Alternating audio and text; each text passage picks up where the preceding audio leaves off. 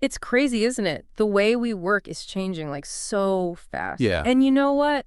France is a perfect example. Hmm. They've seen this like massive surge in remote work. Oh, yeah. I mean, we're talking a huge jump from just 9% of employees back in 2019 to get this a whopping 26% in 2023. Wow, that is a big jump. Yeah. So let's break this down a bit because a really fascinating piece of this whole shift is the rise of co-working spaces. For sure. These are popping up everywhere. Yeah, definitely seeing those more and more. You've probably seen them yourself, right? Yeah, you can't miss them. And in this deep dive, we're going straight to the source, like the ultimate guide to understanding this phenomenon in France, and that's the Baromètre Arthur Loyd study on co-working. Oh, yeah, that's a great study. It's not just like a surface level look. It's a serious deep dive, analyzing 75 different indicators to really get under the hood of what's happening locally. 75 indicators. That's serious. So our mission today is to use this awesome data to map out the geography of co-working in France. I'm in. Where are these spaces concentrated? And why? Good question. Right. So whether you're what we call the learner, you know, someone getting ready for a presentation, or just someone super curious about this trend, we're going to make sure you walk away with the key insights. Yeah. And it won't be just a data dump, right? Clear, simple, and to the point. All right, let's do it. So first things first, what exactly is a co-working space? What does this study say? Okay, well, the study makes it clear that there's no official legal definition, but it says that a co-working space is basically a shared workspace. Okay, shared workspace. It's a place where you can find freelancers, remote workers, and even employees from different companies all working together. Oh, interesting. So it's like a mix, a real mix. Yeah, all under one roof. Yeah. But it's not just like a bunch of desks, you know. Right. It's more than that. They usually have workstations, high-speed internet, meeting rooms. Ah, so they provide all the infrastructure you need. Some even offer catering, business address services, places to relax. It's like a full-blown work environment. Yeah, so it's a lot more than just renting a desk. It's Yeah. like plugging into a whole work ecosystem. Exactly. So what's driving this whole co-working boom? Why is so many popping up now? So the study points to some major shifts, you know, in how we work and live. Okay. Like this trend of being, what do you call it, a digital nomad. Oh, yeah. People who are not stuck in one place for work. Location independent, right. And there's a lot more freelancing now, entrepreneurship. More people going solo. Right. And like we talked about earlier, remote work is going through the roof. And these spaces really cater to that, right? Yeah, absolutely. They're super flexible. You can rent by the hour, the day, or the month. Oh, so it's adaptable to different needs. That's the idea. Plus, you get the social element. Yeah, the community aspect. Yeah, which can be really important for people who, you know, aren't in a traditional office. It's a good point. All right, so we know what co-working is and we see why it's growing. Right. Now let's get specific. Where are most of these co-working spaces in France, just based on the raw numbers? All right, well, as of October 2024, France had a total of 1,303 independent co-working spaces with open areas, and another 350 private offices. Wow, that's a lot of spaces. Yeah, and that's not all. There are also 56 co-working networks with multiple locations. So that's a lot of options. When we look at departments with the most co-working posts, which is what the study calls them, basically a measure of total workspace capacity. Okay, I got it. 8 departments stand out. Which ones? Hauts-de-Seine, that's Department 92. Okay. Paris, 75. Right. Gironde, 33. Rhône, 69. Nord, 59. Bouches-du-Rhône, 13. Loire-Atlantique, 44. And Seine-Maritime, 76. Okay, now I know some listeners might not know those department numbers off the top of their heads. Right, but they'll definitely know the cities. Yeah, because we're talking about major urban centers. Exactly. Paris, Bordeaux, Lyon, Lille, Marseille, Nantes, Rouen. Big players. And those 8 departments alone have a total of 13,356 co-working posts. Whoa, so it's very concentrated there. The next tier of departments, with 450 to 700 posts, includes Oloron, 31, Ille-et-Vilaine, 35, Isère, 38, Hérault, 34, Basse-Rhin, 67, Saint-Saint-Denis, 93, and Alpes-Maritimes, 06. Okay, so we're still talking big cities, though. Yeah, big cities and their surrounding areas. Toulouse, Rennes, Grenoble, Montpellier, Strasbourg, and Nice. Got it. And together, those departments add another 4,016 posts. So just looking at the numbers, it seems like co-working spaces are mostly in and around the biggest cities. Yeah, that's the trend. And the study gives an exact figure for this concentration, right? It says a whopping 67% of all co-working posts in France are in departments with a major regional metropolis. Okay, and that means a city with over 500,000 people, right? That's right, over 500,000 people. So it seems like more people equals more co-working spaces. In general, yeah, it seems that way. But the study doesn't just stop there, does it? It goes deeper and looks at the density of these spaces, relative to the population. Yeah, that gives a different perspective. Exactly. So for you listening, it's one thing to know where most of the spaces are, Yeah. but it's another to know where they're most prevalent. Right, more concentrated. So how did they adjust for population size, and what did that reveal? Okay, well, to compare different areas fairly, they normalized the data. Okay, so leveling the playing field. Right. They looked at the number of co-working posts for every million inhabitants. So essentially, they're measuring the density of co-working spaces. Yeah, like how saturated an area is with co-working. And which departments came out on top with this density ranking? Were there any surprises? Well, some big city departments were still up there, Right. like Haute-Garonne, Bouches-du-Rhône, Ille-et-Vilaine, Okay, those are familiar. Seine-Maritime, Loire-Atlantique, Rhône, Gironde, Haute-de-Seine, and even Paris. So Paris is still a major player. But some new departments popped up too. Oh, Aube, Calvados, Pyrénées-Orientales, Pyrénées-Atlantiques, Savoie, and Côte d'Or.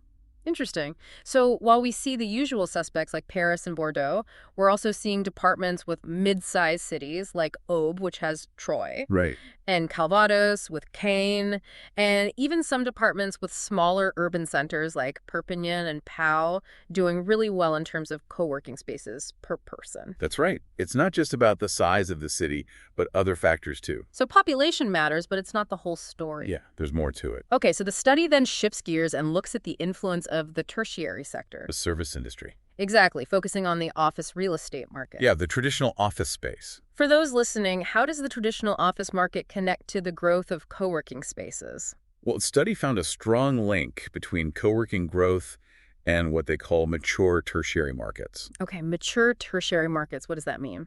Basically, areas with a really active market for office space. Active, meaning? Like places where more than 100,000 square meters of office space is leased or sold every year. Wow, that's a lot of office space. These markets are strong, steady, they attract a lot of different businesses. So areas with a lot of office activity are also seeing a lot of co-working development. Yeah, that's the trend. That makes sense. For example, Gironde and Rhône, with those big business hubs like Bordeaux and Lyon, Yeah. they have a big co-working presence and a thriving traditional office market. Okay, so it's not just those two. No, it's also in Nord, Bouches-du-Rhône, and Loire-Atlantique. So is it just that a strong business environment leads to demand for both traditional and flexible workspaces? It's part of it, but there's more. Okay, what else? The study highlights tension in the office real estate market. Tension, like what? Like when there's not enough good quality office space or when rent is super high. Ah, so scarcity drives up demand for alternatives. Exactly. Businesses start looking for other options, and co-working looks pretty good then. Yeah, makes sense. Plus, in a well-established real estate environment, co-working can integrate more easily. What do you mean by well-established? With experienced investors, brokers, and co-working operators. Ah, so the whole ecosystem is there. Yeah, places like Strasbourg, Nice, and Rouen are examples. So a healthy office market can actually pave the way for co-working to take off. In many cases, yeah, either as an extra option or a substitute when space is tight or expensive. Makes sense. Now, the study takes it a step further and looks at specific economic and social factors. Getting into the nitty-gritty. What did their analysis reveal about the key drivers of co-working growth? They used econometric analysis. Econometric analysis. It's a way to see which factors are most strongly related to the number of co-working spaces. Okay, so finding the real connections. Exactly. They looked at things like the number of executives, those higher-level tertiary jobs. Okay, executive. The total number of businesses and new business creations. So both established and new businesses. Right. And the number of freelancers, self-employed folks. The non-salaried workforce. And lastly, the young adult population. Got it. So they're trying to see which of these factors has the strongest link to co-working. What were the findings? They found some interesting correlations. The strongest one, with a score of 0.93, was between the number of executives and the density of businesses. So more executives and more businesses in general, more co-working spaces. Yeah, areas with lots of executive-level jobs tend to have more co-working spaces. Makes sense. Executives in big companies might need flexible spaces for projects or satellite offices. Right. What about freelancers, the self-employed? You'd think they'd be the main users, right? Yeah, you'd think so. Well, the non-salaried population had a strong correlation too, 0.89. Okay, so they're definitely using these spaces. They are, but the study says they're not the only reason for co-working growth. Interesting. So freelancers use them, but they're not the only ones driving the trend. Right. What about new business creation and the young population? Those had a more moderate correlation. New businesses at 0.88, young population at 0.82. Huh. So it's not just about a ton of startups or a huge population of young professionals? Not necessarily. Interesting. Their regression model showed that all these factors together explain 90% of the variation in co-working concentration across departments. So it's a combination of things. Yeah, but the number of executives is still the most influential factor. So it comes back to those established companies and higher-level jobs. It does seem that way. Now, you mentioned business density earlier. Did they say anything more about that? Yeah, they clarified that it's not just about the number of businesses, but also the type. What types? The density of tertiary sector businesses, like services, finance, technology, that's what really matters for co-working. So it's not just any business, it's those specific sectors. Exactly. And to be clear, freelancers use co-working spaces, but they might not be the main force behind their growth. That's what the study suggests. And a younger population and new businesses, while they contribute, aren't the primary drivers either. Right. The study highlights mature tertiary markets and those executive-level jobs as more important. So it's a shift in perspective, moving away from the image of co-working as just for solo entrepreneurs. Yeah, it's becoming a solution for a wider range of businesses and workers. Now, the study also did a reality check, right? Yeah, a predictions versus reality analysis. So how well did their model predict the actual distribution of co-working spaces? They looked at the top 20 departments with the most co-working posts. Okay, the top 20. For most of them, their predictions matched up pretty well with reality. So the model works. It seems to, yeah. It supports their findings about those key factors. But there was one outlier, right? There was Paris. Paris. It had way more co-working posts than the model predicted. So Paris is unique. Yeah, it has something special going on. And what are those special factors, according to the study? Well, they say it's a combination of things. Super high population density. Yeah, Paris is packed. A concentration of what they call creative classes and higher metropolitan functions. So those highly skilled, specialized jobs. And it's a global city. It attracts people from all over. Yeah, Paris is definitely international. The type of real estate in Paris is another factor, and the longer commute times. Oh yeah, commutes in Paris can be a nightmare. And maybe even local policies that support flexible workspaces. So it's a complex mix that makes Paris a co-working hub. It's more than just economics at play. Now, let's talk about the practical side, cost. The money question. What did the study find about the price of open space co-working in France? They found a big range in prices. Oh, really? It depends on a lot of things. Like what? Competition among spaces, supply and demand, how much land and real estate cost, the quality of the workspace, and of course, location. Makes sense. So the most expensive departments were Tarn-et-Garonne, Mayenne, and Haute-Marne. Those are not the big cities we've been talking about. Nope, they're more rural. Why so expensive there?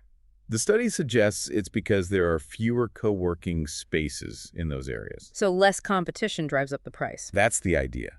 Then, in Ile-de-France, Paris and Haute-Seine, prices are high too. As you'd expect. About 30 euros a day. Why so high there? Lots of businesses, high demand, expensive real estate. So it's a premium market. Then, in other big city departments, like Rhône, Bouches-du-Rhône, Gironde, and Nord, prices are between 25 and 50 euros a day. Okay, so a bit more variety there. Yeah, more options for different budgets. What about cheaper options? Departments near those big cities are usually more affordable. Like how much? Between 15 and 30 euros a day. Okay, that's a bit easier on the wallet. And then the cheapest areas are in more rural departments. Like where? Brittany, Nouvelle-Aquitaine, the former Auvergne region. Those are more rural, yeah. Prices there can be below 15 euros a day. And in some really remote places like Lizère and Ardèche, it can be under 10 euro a day. Wow, that's a big difference. So co-working prices kind of follow the general economic map of France. Cheaper as you go further away from those big business centers. Right, just like real estate costs and overall economic activity. That's a great point. Well, this has been a fascinating look at co-working in France, thanks to the Baromètre Arthur Loyd study. Yeah, it's a great resource. For the learner out there, here are the key takeaways. Okay, hit me. Co-working is mostly in big cities, but looking at density shows other important regions too. Right. It's not just about startups or young people. It's strongly tied to executive-level jobs and mature office markets. Exactly. And lastly, prices vary a lot depending on where you are. All important points. Now, for you, the listener, think about this. Given all these factors, what will the future of co-working look like in France? Good question. As work keeps changing, what role can smaller cities and rural areas play? It makes you think. How will economic development, work styles, and regional planning shape where we work in the years to come? Yeah, it's all connected, that's for sure. Thanks for joining us for this deep dive. Yeah, thanks for having me. Until next time, keep learning and stay curious. See you later. Bye.